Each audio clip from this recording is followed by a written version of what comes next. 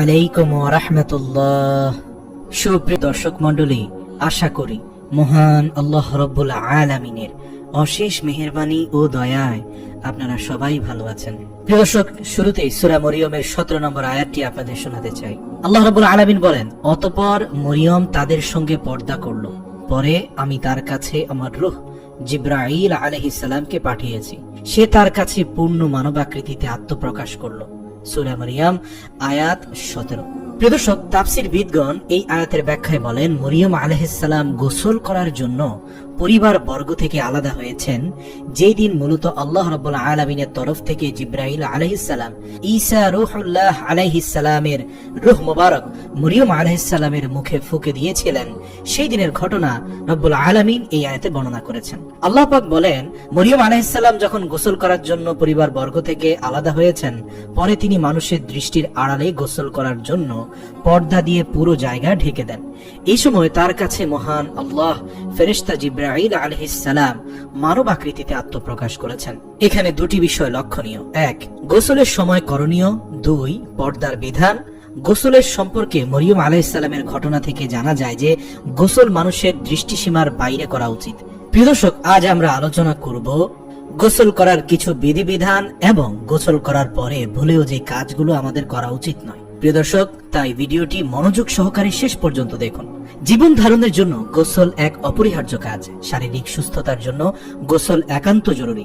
বিশেষ করে গ্রীষ্মকালে গোসলবিহীন দিন মানে যন্ত্রণা। প্রাচীনকালে গোসলকে অনেক সময় আনুষ্ঠানিক মর্যাদা প্রদান করা হতো। রাজা অভিষেকের আগে গোসল ছিল বাধ্যতামূলক। আজও বিবাহের আগে বিশেষ গোসল প্রচলিত রয়েছে গোটা দেশে, কিন্তু গোসল করার কিছু নিয়ম কানুন রয়েছে। প্রিয় দর্শক, গোসলের ফরজ কাজ হলো তিনটি। এই তিনটি কাজ যথাযথভাবে পালন না করলে ফরজ গোসল আদায় হয় না। এক, কুলি করা, বুখারীর হাদিস নম্বর 257। এছাড়াও এটি ইবনে মাজাতেও রয়েছে, সেখানে রয়েছে 566 নম্বরে। প্রিয় দর্শক, গোসল করার দ্বিতীয় অত্যাবশ্যকীয় কর্মটি হচ্ছে নাকে পানি দেওয়া। এটি রয়েছে বুখারী শরীফের 265 নম্বর হাদিসে। এবং তৃতীয় অত্যাবশ্যকীয় ধাপটি হচ্ছে সারা শরীরে এমন ভাবে পানি পৌঁছানো যাতে কোনো স্থান শুকনা না থাকে। আবু দাউদ হাদিস নম্বর 217। প্রিয় দর্শক, এছাড়াও কিন্তু গোসলের সুন্নাত বিধানগুলো রয়েছে। যে তিনটি বলা হলো, কুলি করা, নাকে পানি দেওয়া, সারা শরীরে পানি পৌঁছানো, এগুলো হচ্ছে অত্যাবশ্যকীয়, অর্থাৎ এগুলো পালন না করলে আপনার ফরজ গোসল পালন হবেই না। এখন অনেকেই প্রশ্ন করতে পারেন, গোসল ফরজ না হওয়ার পরেও তো গ্রীষ্মের তাপদাহ থেকে বাঁচার জন্য প্রতিদিনই মানুষ গোসল করে, সেক্ষেত্রে বিধিবিধান কি হবে? প্রিয় দর্শক, এই ক্ষেত্রে দুটি বিধান রয়েছে। এক হচ্ছে, আপনি যদি গোসল থেকে নেক পেতে চান, অর্থাৎ আপনি গোসলটা যদি রাসূল সাল্লাল্লাহু আলাইহি সাল্লামের বিধান মতো করেন, হোক সেটি আপনার জন্য ফরজ হয়েছে অথবা হয়নি, আপনি গোসল যখন করবেন ফরজের তিনটি বিধান যদি পালন করেন এবং রাসূল সাল্লাল্লাহু আলাইহি সাল্লাম কর্তৃক প্রদত্ত সুন্নতের বিধানগুলো যদি আপনি পালন করেন, তবে যখনই গোসল করেন না কেন এ দ্বারা আপনি অসংখ্য নেকি পাবেন, যা কিয়ামতের ময়দানে আপনার নাজাতের উসিলা হবে।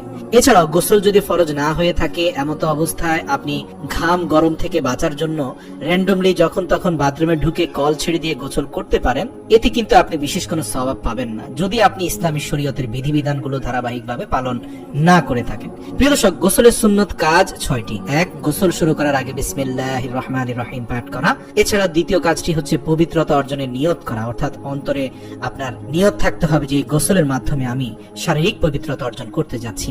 তৃতীয় নম্বর হচ্ছে উভয় হাত প্রথমে কবজি পর্যন্ত ধৌত করা, যেটি ফরজ বিধানের অন্তর্ভুক্ত নয়, কিন্তু এটি করলে একটি সুন্নাহ পালন হয়ে যাবে, ঠিক যেভাবে আমরা ওযুতে 2 হাতের কবজি পর্যন্ত ধৌত করি। এছাড়াও কাপড় বা শরীরে নাপাকি লেগে থাকলে তা গোসলের আগে ভালোভাবে ধুয়ে নেওয়া। ধরুন আপনি ছোট কোনো শিশুকে কোলে নিয়েছেন এবং সেই শিশুটি আপনার কোলে শিশি করেছে, এখন আপনাকে অবশ্যই সেই অংশটি গোসলের পূর্বেই ধুয়ে নেওয়া উচিত। 5 নম্বর হচ্ছে গোসলের আগে ওযু করা, কিন্তু জায়গা যদি এত নিচু হয় যে পানি জমে যায়, তাহলে পা পরে ধৌত করা। বুখারী হাদিস নম্বর 240। প্রিয় দর্শক, আমরা অনেকেই জানি, তারপরেও বলে রাখছি, 4টি কারণে গোসল ফরজ হয়ে থাকে। এক, স্বামী স্ত্রী যখন দৈহিকভাবে মিলিত হয়। এছাড়াও দ্বিতীয় নম্বর বিধানটি হচ্ছে নারীদের মাসিক বা রক্তস্রাব বন্ধ হওয়ার পরে পরিপূর্ণ পবিত্র হওয়ার জন্য অবশ্যই তাকে ফরজ গোসলের বিধিবিধান পালন করে পবিত্র হয়ে ধারাবাহিকভাবে সালাত এবং অন্যান্য ইবাদতগুলোতে মনোযোগী হতে হবে। এছাড়াও নারীদের সন্তান প্রসবের পরে রক্ত প্রবাহ বন্ধ হওয়ার পরেও তাকে পরিপূর্ণ বিধানের সাথে ফরজ গোসল আদায় করতে হবে। এছাড়া 4 নম্বর হচ্ছে মৃত ব্যক্তিকে গোসল দেওয়া জীবিতদের উপরও গোসল ফরজ হয়ে যায়। অর্থাৎ আপনি কোনো মৃত ব্যক্তিকে গোসল দিয়েছেন, তারপরে আপনাকে পবিত্র হওয়ার জন্য পুনরায় আপনাকে ফরজ গোসল করতে হবে। এছাড়া 4 অবস্থায় গোসল করা সুন্নাত। 1 নম্বর হচ্ছে জুমার নামাজের জন্য গোসল করা সুন্নাত। এছাড়া 2 ঈদের নামাজের জন্য গোসল করা সুন্নাত। এছাড়া 3 নম্বর হচ্ছে ইহরামের জন্য গোসল করা সুন্নাত। এছাড়াও হজ যাত্রীদের জন্য আরাফায় অবস্থানকালে গোসল করা সুন্নাত। প্রিয় দর্শক, এবার আমরা আলোচনা করব গোসলের পরে ভুলেও যে কাজগুলো একেবারেই করা যাবে না। প্রিয় দর্শক, গোসল করার পরেই কিন্তু পরিপূর্ণ পবিত্রতা অর্জন করে প্রত্যেকটি মানুষ। আর এরপরে আমরা অনেকেই সচেতন থাকি না জামা কাপড়ের ব্যাপারে। অবশ্যই গোসলের পরে আপনাকে পাক পবিত্র জামা পরিধান করতে হবে। যদি কখনো অপবিত্র কোনো জামা হোক, সেটি শুকনো, কিন্তু সেই জামাটি যদি অপবিত্র অবস্থায় শুকানো হয়ে থাকে, অর্থাৎ সেটি পরিপূর্ণরূপে ধোয়া না হয়ে থাকে, সেই জামাটি পরার ফলেও কিন্তু আপনি অপবিত্র হয়ে যাবেন, গোসলের পবিত্রতার রক্ষা হবে না। প্রিয় দর্শক, এছাড়া গোসল থেকে বের হয়েই অজু ভঙ্গের যে কোনো কারণ ঘটলেই সাথে সাথে অজু করে নিতে হবে। এখানে অনেকেই ভুলে যায় যে গোসল করার পরেই পরিপূর্ণ পবিত্রতা অর্জন হয়েছে, তাই বলে কিন্তু অজু ভঙ্গের কোনো কারণ ঘটার পরেও আপনি আর পবিত্র থাকছেন না, পুনরায় আপনাকে অবশ্যই অজু করতে হবে। আর এছাড়াও পরিপূর্ণ শুদ্ধরূপে কোরআন এবং সুন্নাহ অনুযায়ী ফরজ গোসল পালন করার পরেও পুনরায় আবার অজু করার কোনো প্রয়োজনীয়তা নেই। অনেকেই গোসলখানা থেকে বের হওয়ার আগে পুনরায় অজু করে নেন। এটিকে অনেক আলেম ওলামারা মাকরুহ বলেছেন, কেননা আপনি ফরজ গোসলের পরে কিন্তু পরিপূর্ণ পবিত্র হয়ে গিয়েছেন, এখানে আর বাড়তি অজুর প্রয়োজন নেই। প্রিয় দর্শক, সর্বশেষ বলতে চাই, গোসল করে নাপাক স্থান দিয়ে হাঁটবেন না, নাপাক জামা কাপড় পরিধান করবেন না, এছাড়া অশ্লীল কোনো গাল মন্দ করবেন না। এতে আপনার গোসলের পবিত্রতা নষ্ট হয়ে যাবে। আল্লাহ রাব্বুল আলামিন আমাদের শরিয়া মোতাবেক গোসল করার তৌফিক দান করুক। ওমা তৌফিক ইল্লা বিল্লাহ।